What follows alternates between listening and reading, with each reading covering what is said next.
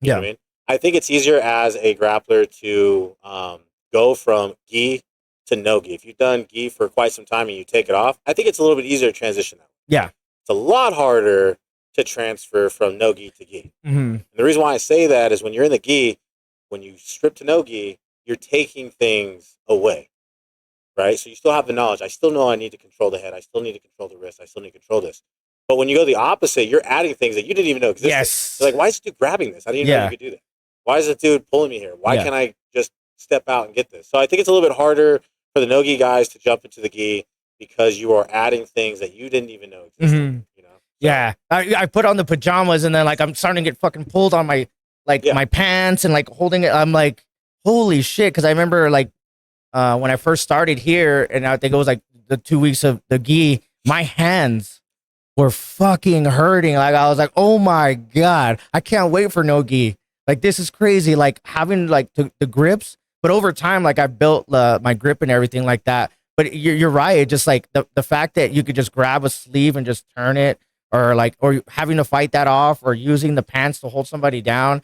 Because coming from no gi, and all of a sudden you have I don't know all that yeah, stuff. So that makes sense yeah, for you to say somebody who just takes it off already has that knowledge. I don't have to worry about the grabbing, and I don't have to worry about that yeah. compared to somebody who's just putting it on and they're like, "Oh, I'm a black belt in no gi," and then you put a gi on, and then a blue belt will probably whup your ass because you don't know what to grab and then They what to understand the grab. grips. Yeah, Mm-hmm. it's just a completely different knowledge. You know, I know that I've seen some people go from like a traditional school with gi and a little bit of no gi to strictly no gi. You know, I've got a guy that I know that went from Gracie Barra out in New Mexico, and he ended up at a 10th Planet school. And they actually did not allow him to be a 10th Planet black belt, which makes total sense to Yeah, me. because it's a whole different It's system a kind of different thing. system, and the thing is I feel like being a black belt, not only are you, you know, there with time and with effort and with training, with experience and all that good stuff, a lot of it's knowledge. You know what I mean? The knowledge. When you go to a black belt in any affiliation that trains a certain style, 10 Planet being one that has their own particular style, you've got to be knowledgeable in that. Yeah, I feel like if I were to become a 10 Planet student, that I should not be a black belt yeah. because I don't have Hmm. the lingo, I don't have the moves, the techniques, I don't understand them as a 10 Planet black belt should. Hmm. You know what I mean? I don't have that knowledge. It's almost like going to a new job. Yeah, you may have done this job over here for a long time in this department, and you may be doing a similar department at a new job, Hmm. but you go right to the top of the food chain. Right. You don't know the things at the bottom of it. So, um, uh, you know, with the ranking system, a lot of it is knowledge. Yeah. You know, having the knowledge and the experience, and Hmm.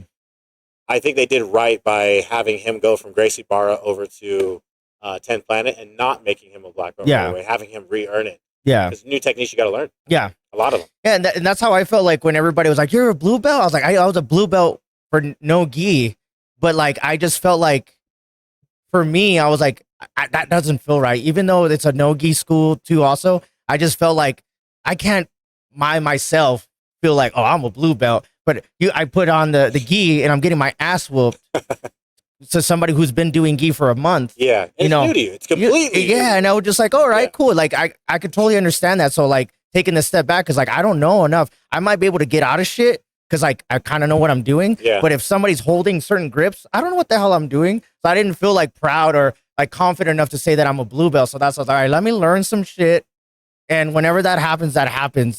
And that's how I went about it. And everybody was always tripped out yeah. when I competed for the first time in December. You're a blue You're a blue belt? belt. Yeah, I Yeah. was and, just like, because when I was telling you, I was like, I'm gonna compete, and I was like, I can't sandbag and do blue belt and gi. I mean, no gi, and then go no gi and do a white belt. I was like, that made no sense. Yeah, So I was like, I'm gonna go blue belt. So that was the first time somebody was all watching me wear blue belt. They're like, I thought you were a white belt. I was like, well, I'm technically a blue belt, but I just felt like I shouldn't be wearing a blue belt on instructional when I've never done gi. yeah. And that was the first time as an instructor that I ever dealt with somebody coming to me with that. Mm, And so obviously I completely respected your wishes to mhm. train the way you wanted to train and for you to be promoted when everyone felt, you know, that you were Yeah. at that level for both uniforms and stuff like that. And there is a difference.